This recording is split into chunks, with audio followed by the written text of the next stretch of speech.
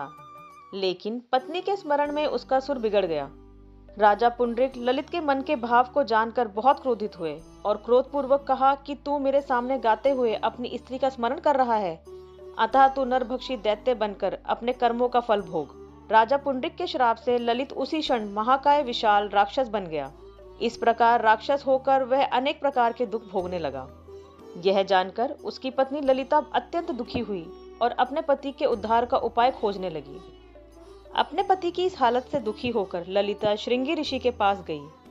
ललिता ने अपनी सारी व्यथा महर्षि के सामने रख दी।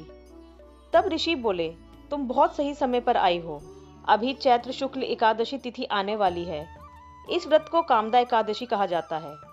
इसका विधि पूर्वक पालन करके अपने पति को उसका पुण्य देना, इससे उसे मुक्ति मिल जाएगी। ललिता ने श्रद्धा से व्रत किया और उसका फल अपने पति को समर्पित किया। व्रत के प्रभाव से ललित पुनः अपने दिव्य गंधर्व रूप में लौट आया और दोनों को मोक्ष की प्राप्ति हुई। अतः हे राजन, इस व्रत को विधि पूर्वक करने से समस्त पापों का नाश होता है तथा राक्षस आदि योनि भी छूट जाती है। संसार में इसके बराबर कोई और दूसरा व्रत नहीं है। इस कथा को पढ़ने या सुनने से वाजपेयी यज्ञ का फल प्राप्त होता है। जो व्यक्ति भक्ति पूर्वक इस कथा को सुनता या व्रत करता है, वह जीवन में सुख समृद्धि पाता है।